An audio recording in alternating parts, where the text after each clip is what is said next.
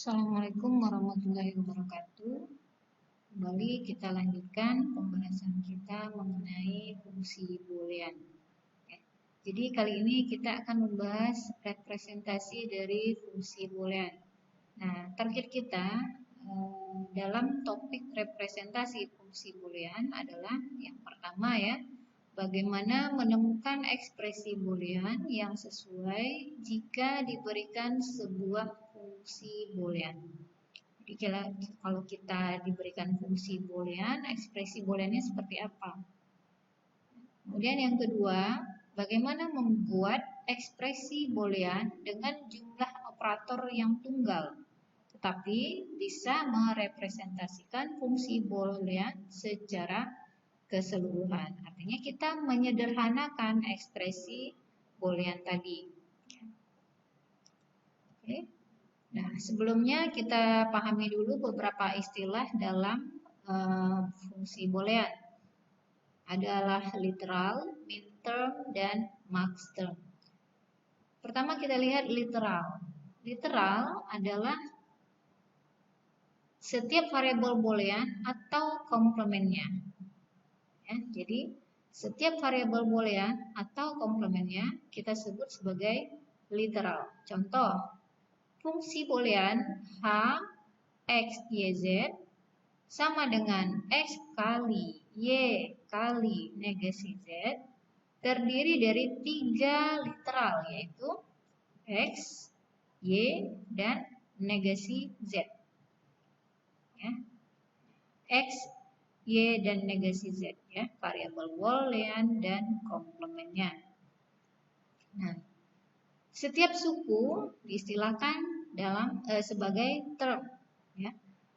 Setiap suku dalam ekspresi mengandung literal yang lengkap dalam perubahan x, y, dan z. Baik variabelnya tanpa komplement maupun dengan komplement. Jadi setiap suku itu mengandung literal yang lengkap. Jadi kalau variabel kita ada 3, maka setiap suku harus ada ketiga variabel tadi.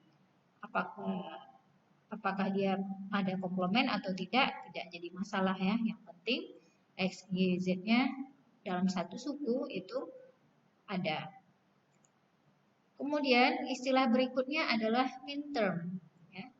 Min-term dari variabel boolean x1, x2, dan seterusnya hingga xn adalah perkalian boolean y1 kali y2 dan seterusnya hingga yn, di mana nilai y tadi sama dengan xi atau juga komplementnya. Ya, nah, jadi min-term di sini adalah perkalian, ya, hasil perkalian. Min-term ya, dari n literal ya, merupakan produk ya dari n literal. Jadi kata kunci kita di sini adalah kali ya, produk untuk min-term. Kemudian max-term. Ya. Max-term dari variabel boolean x1 sampai xn adalah penjumlahan y1 tambah y2 dan seterusnya sampai yn, di mana y-nya boleh sama dengan xi atau boleh juga sama dengan komplement xi. Ya, jadi max-term adalah sebuah penjumlahan. Min-term perkalian, max-term penjumlahan. Ya, ini yang perlu kita ingat dan kita harus hati-hati di sini ya, jangan sampai tertukar min-term dan max-termnya. Ya. Ingat ya, min-term adalah perkalian, sedangkan max-term adalah penjumlahan. Nah, untuk membentuk min-term, setiap variabel yang bernilai 0 dinyatakan dalam bentuk komplement. Sedangkan yang bernilai 1 tanpa komplement. Itu adalah min-term ya. 0 dalam komplement. Jadi sudah ada dua ya. Minterm tadi adalah perkalian dan nilai 0 dinyatakan dalam komplement. Sedangkan untuk membentuk maxterm, setiap variabel yang bernilai 0 dinyatakan tanpa komplement. Sedangkan yang bernilai 1 dengan komplement. Jadi kebalikan dari minterm tadi. Maxterm adalah penjumlahan dan nolnya tanpa komplement. Nah, untuk notasi, minterm ini dinotasikan dengan MI ya, huruf kecil, N kecil, dengan indeks I menyatakan nilai desimal dari string linear yang merepresentasikan term tadi. Sedangkan maxterm dinotasikan M besar I dengan I-nya menyatakan nilai desimal dari string linear yang merepresentasikan X tambah Y. Jadi beda ya. Minterm dan maxterm ini jauh berbeda, tapi istilahnya mirip. Jadi boleh kita katakan bahwa minterm ini lawannya maxterm. Ya. Nah, ini contoh minterm dan maxterm untuk dua peubah atau dua variabel. Variabelnya adalah X dan Y. Nah, di sini nilai X dan Y, kemungkinan kombinasi yang terjadi ada dua variabel, tentu 2 pangkat 2, maka ada 4 kasus yang bisa terjadi. Boleh kita susun seperti ini, 0011, 0101. Nah, kemudian apa mintermnya? Ingat tadi, minterm adalah perkalian dan nilai 0 dinyatakan bentuk komplement. Ya, nilai 0 dinyatakan dalam komplement. Nah, kita lihat di sini X-nya 0. Maka X dinyatakan dalam komplement. Y-nya 0, Y juga dalam komplement. Karena dia minterm, maka kita hitung sebagai sebuah perkalian ya. X komplement kali Y komplement. Dinotasikan sebagai M0. Ya. Dinotasikan sebagai M0 karena ini nilai desimal yang merepresentasikan term tadi. Kemudian untuk kasus yang kedua, X-nya 0, Y-nya 1. Dalam bentuk minterm, 0 ini dengan komplement ya. Maka ini menjadi X komplement, kemudian Y-nya 1, berarti tanpa komplement ya. X aksen Y atau X komplement kali Y. Untuk minterm yang kedua. Berikutnya, kalau X-nya 1, Y-nya 0 ya. 1 untuk X ini ditulis tanpa komplement. Jadi kita hanya punya X, Y-nya dengan komplement. Nah, nilainya 0. X kali Y komplement. 1 pada X berarti tanpa komplement. 1 pada Y juga tanpa komplement. Maka mintermnya adalah X kali Y. Bagaimana maxterm? Maxterm adalah penjumlahan. Ya, operatornya adalah penjumlahan dan nilai variabel yang bernilai 0 dinyatakan tanpa komplement. Ya. Tanpa komplement kalau untuk X, variabelnya bernilai 0.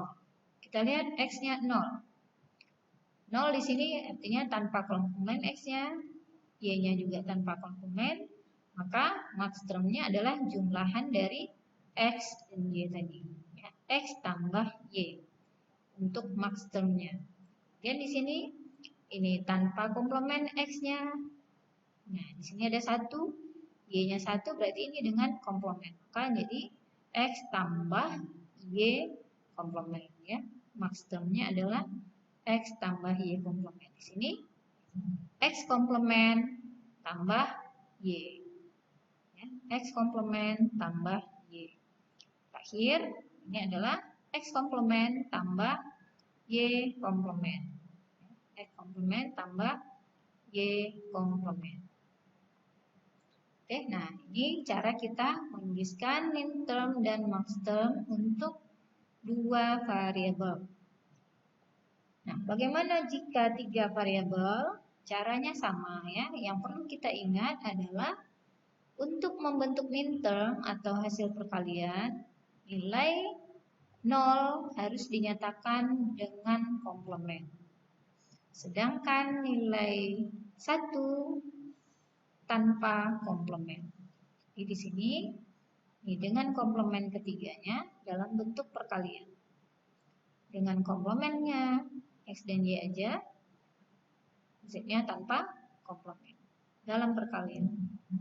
Ya, nah ini ekspresi atau min term atau suku-suku min term dalam tiga variabel. Nah untuk max term penjumlahan, kemudian nilai 0 tanpa komplement, 1 dengan komplement.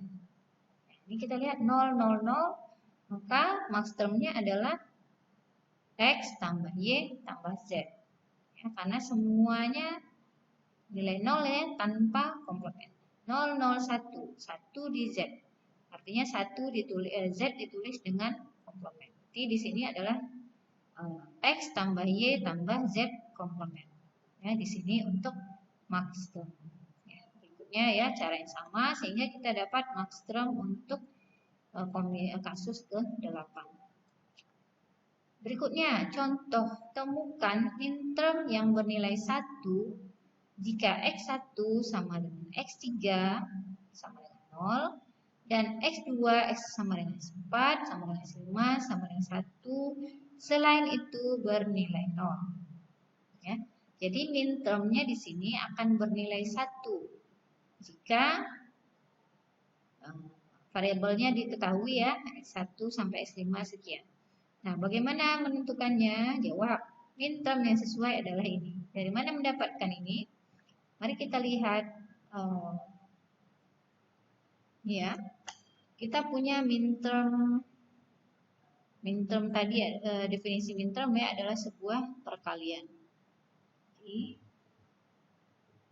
min term ini adalah sebuah perkalian. Ya, kita tinggal kalikan ya, urut kita ekspresikan dalam variabel yang berurutan X1 ya, karena min term minta adalah perkalian 1 kali X2 kali X3 kali X4 kali X5. Nah, dalam perkalian akan bernilai 1 ya, jika semua variabel nilainya 1. Nah, kita lihat di variabel yang tersedia. Variabel yang tersedia X1-nya bernilai 0, maka di sini harus supaya X1-nya bernilai 1, kita tuliskan sebagai negasi atau komplement. Kemudian X2, X2 bernilai 1 sudah oke. X3 bernilai 0, maka di sini juga harus kita nyatakan dalam negasi atau komplement. Oke, di sini komplement. X4-nya sudah 1, oke. X5-nya juga sudah 1. Ya, nah, dalam perkalian 1, 1, 1, 1, 1 nilainya sama dengan 1. Nah, sesuai dengan yang diminta dalam soal tadi ya. Bernilai 1 jika seperti ini. Ekspresinya seperti ini. Selain ekspresi ini, maka nilainya 0. Silakan dicoba. Ya, selain ekspresi perkalian X1 negasi X2 ya, jadi selain ini ya, selain bentuk yang ini pasti nilainya 0. Kemudian bentuk kanonik. Ekspresi boolean yang dinyatakan sebagai penjumlahan dari satu atau lebih min term atau perkalian dari satu atau lebih max term disebut sebagai bentuk kanonik. Nah, jadi dari tadi ya, dari definisi tadi ya, kita bisa uraikan bentuk-bentuk kanoniknya ada dua macam. Yang pertama, penjumlahan dari hasil kali.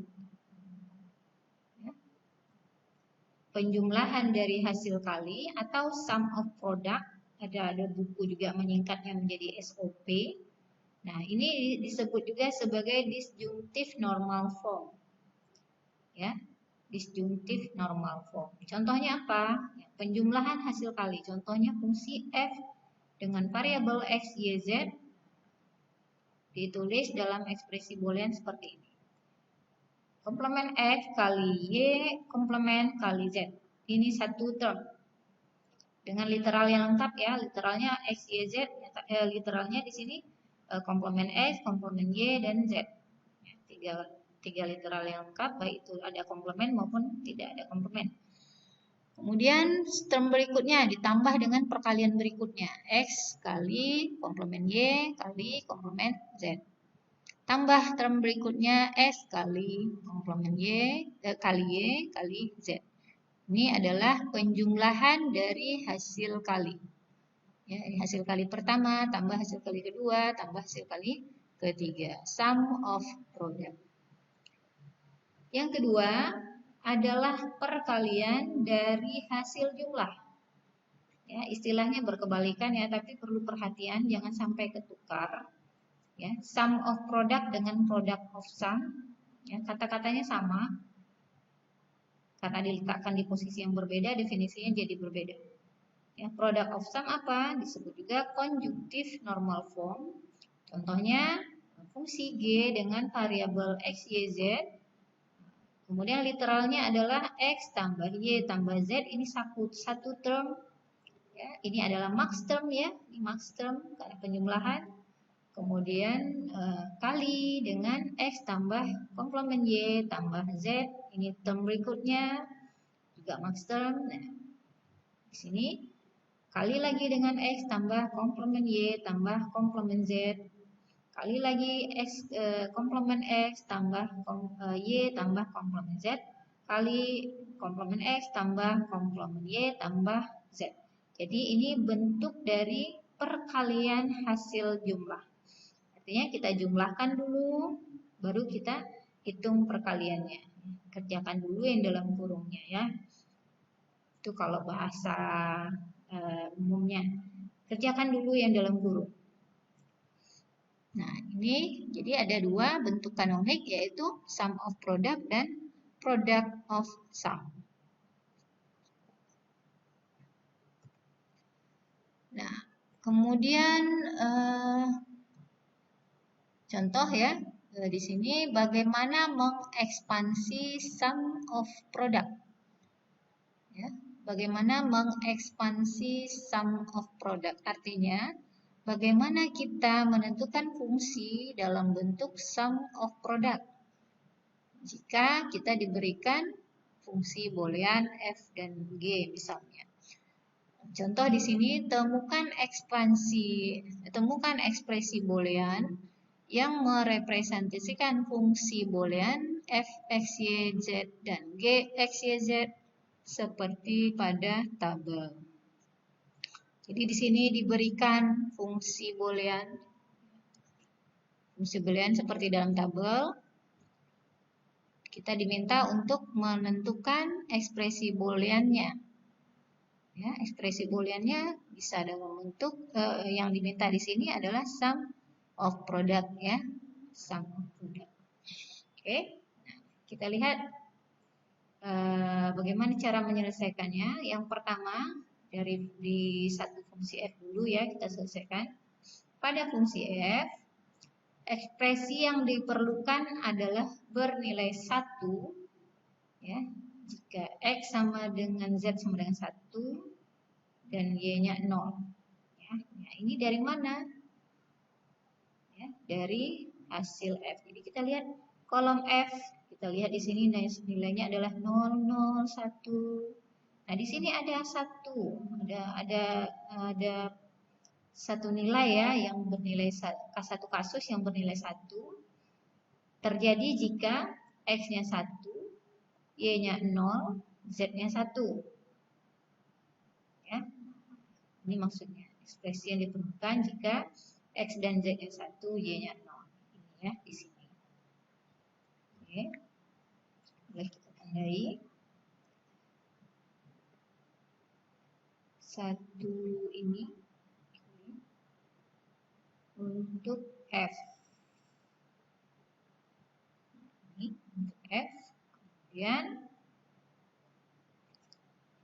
Selain itu bernilai 0 ya. Selain itu bernilai 0.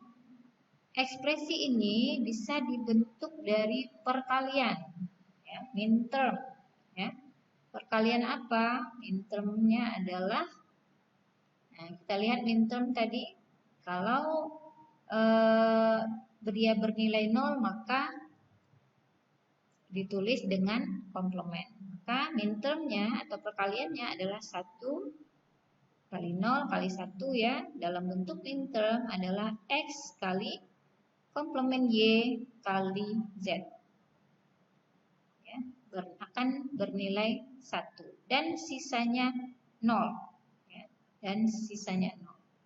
Oke, dari sini kita bisa nyatakan dalam bentuk min term, ya, dalam bentuk min term ini,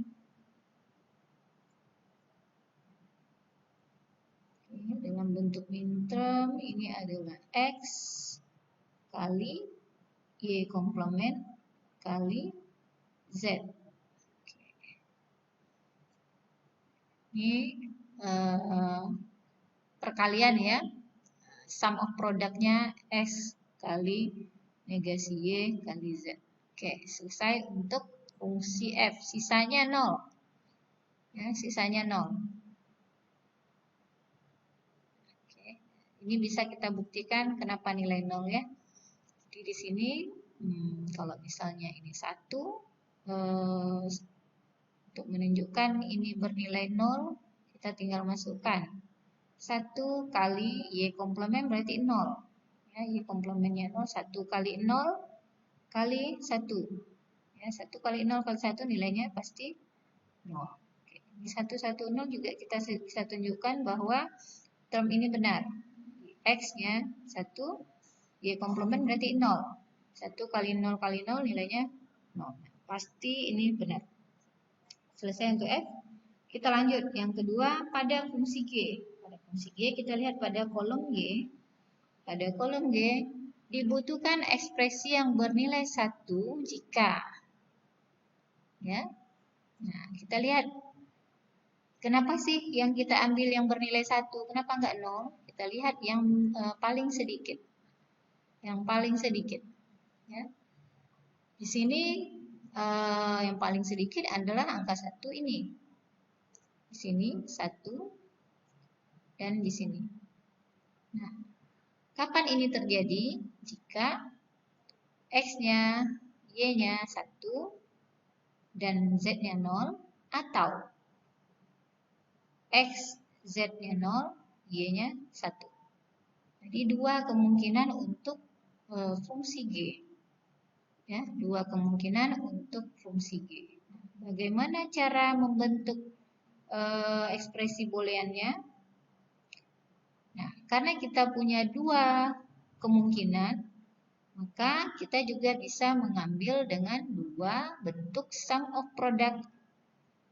Yang pertama, ya, X, Y, Z-nya bernilai ini di sini ya. Untuk yang angka 1 pertama, ini bernilai 1 jika X, Y-nya 1 dan Z-nya 0. Ingat ya, 0 ini ditulis dengan komplement karena ini sum of product, min term. Ya, sum of product. Maka kita tulis di sini X, kemudian kali Y, kali Z komplement. Ya, nah ini boolean produk yang pertama dia. Kemudian yang kedua yang terjadi jika X-nya 0, Y-nya 1, Z-nya 0. Maka dalam bentuk sum of product ini adalah X komplement kali Y kali Z komplement. Ya, nah ini untuk yang ekspresi boolean yang kedua. Ini ya. X komplement kali Y kali Z komplement. Nah, sum of produknya berarti kita tinggal jumlahkan kedua ekspresi ini. Ya, tinggal kita jumlahkan. Untuk sum of produknya atau SOP-nya adalah X kali Y kali Z komplement tambah X komplement kali Y kali Z komplement. Jadi tinggal kita jumlahkan kedua suku ini, maka kita dapat bentuk sum of product-nya. Ya, ini yang ketiga. Contoh berikutnya, temukan sum of product, ekspansi sum of product untuk fungsi f, x, y, z sama dengan x tambah y kali z komplement. Nah, di sini kita bisa mencari sum of product-nya, ekspansi sum of product-nya dalam dua cara. Yang pertama bisa kita gunakan identitas aljabar boolean tadi atau sifat-sifat aljabar boolean tadi. Ya. Yang kedua bisa kita ekspansi melalui tabel kebenaran. Oke, kita lihat cara yang pertama dulu, melalui hukum-hukum aljabar boolean ya, menggunakan analisis aljabar boolean. Nah, kita punya fungsi dengan ekspresi f x y z sama dengan x tambah y kali z komplement atau komplement z. Nah, di sini berdasarkan sifat distributif, z komplement boleh kita kalikan ke masing-masing literalnya, masing-masing suku ini. Jadi x kali z komplement tambah y kali z komplement. Ini menggunakan sifat distributif. Nah, kemudian dengan menggunakan sifat identitas, kita bisa pisahkan suku ini supaya nantinya kita akan dapat literal yang lengkap. Ya, karena ini cuma ada x dan z ya, y-nya tidak ada. Jadi bagaimana memunculkan satu variabel lagi? Kita tulis dengan sifat identitas ya. Kita selipkan angka 1 di tengahnya. Kemudian karena y itu biasanya di tengah, kita tulis berurutan variabelnya ya, x, y, z ya. Satunya di y-nya di tengah, maka 1 kita selipkan di tengah. Sedangkan di term berikutnya kita tulis yang hilang di sini adalah x, kita letakkan di depan 1 kali YZ. Nah, ini boleh kita lakukan, tidak ada masalah karena ini masih memenuhi sifat identitas. Selanjutnya, menggunakan sifat unity-nya, ketunggalannya ya, bahwa kalau nilainya ini untuk memunculkan variabel y-nya ya, 1 ini kita tulis sebagai y tambah y komplement. Ya, y tambah y komplement. Kemudian 1 di sini kita tulis sebagai x tambah x komplement. Ya, ini memenuhi sifat unity-nya, ketunggalannya. Kemudian kembali lagi di sifat distributif, karena ini ada perkalian, kita boleh kalikan satu-satu. X kali y kali z ditambah x kali y komplement kali z komplement. Sini. Kemudian x kali y z komplement ini. Kemudian x komplement kali y z komplement di sini. Nah, kemudian di sini ada yang hilang. Ya. Yang hilang adalah hilangnya karena sifat idempoten. Ya. Idempotennya apa? Ini. Di sini. Ini sama. Oke, boleh kita hilangkan. Kita tulis satu saja. Jadi karena ini kan himpunan ya. Himpunan kan kita nggak boleh menulis berulang. Maka kita tulis hanya satu term saja yang sama. Nah, dari sini kita dapat bentuk ekspansi sum of product-nya F. Ya, nah selesai pembuktian pencarian kita mengenai sum of product ekspansi ya, atau ekspansi SP dari fungsi F. Nah, cara yang kedua kita bisa membuat sum of product ini dengan nilai tabel kebenaran untuk fungsi F pada semua kasus. Jadi kalau kita punya 3 variabel, maka kita akan punya 2 pangkat 3 kasus, 8 kasus. Ya, nilai kebenaran yang bisa yang ada yang bisa terjadi ditunjukkan pada tabel 2. Jadi di sini ada 8 kemungkinan. Nah, di sini kemudian kita hitung, kita cari berapa nilai kebenaran untuk F. Kita masukkan nilai kebenaran, nilai-nilai fungsi F. Ya, kita dapat ini 0 ya. Di sini kita punya ada satunya terjadi di sini ya. 1 kali di sini, 1 kali di sini, 1 kali di sini. Ada 3 bentuk, ada 3 kali muncul angka 1. Kapan muncul? Yang pertama 110 ya. Pada saat nilainya 110. Oke, kita kembalikan ke bentuk minterm tadi. Pada bentuk minterm satunya ditulis tanpa komplement, 0 ditulis dengan komplement. Maka kita dapat ini jadi 1 adalah X ya, X. Kemudian 1 di sini Y, 0 di sini menjadi Z komplement. Kemudian satu yang kedua diperoleh jika X-nya 1, Y-nya 0 ya. Ya, pertama ya. 1 0 0. X-nya 1 tanpa komplement, X, Y-nya 0 dengan komplement, Z-nya 0 dengan komplement. Kemudian satu yang ketiga terjadi jika 0 1 0. Ya, 0-nya dengan komplement. Kemudian satunya tanpa komplement, 0 lagi dengan komplement. Ya, dari sini kita jumlahkan semuanya, kita akan dapatkan sum of product. Ini jumlahnya adalah bentuk seperti ini. Ya, nah ini bagaimana kita mencari ekspansi sum of product. Jadi bagaimana menyatakan sebuah fungsi boolean, ya, sebuah fungsi boolean kita nyatakan dalam bentuk sum of product. Artinya jumlah dari sederet perkalian. Silakan mencoba menguji pemahamannya melalui latihan pada halaman 822 nomor 3. Semoga video penjelasan ini bisa membantu. Terima kasih atas perhatiannya. Assalamualaikum warahmatullahi wabarakatuh.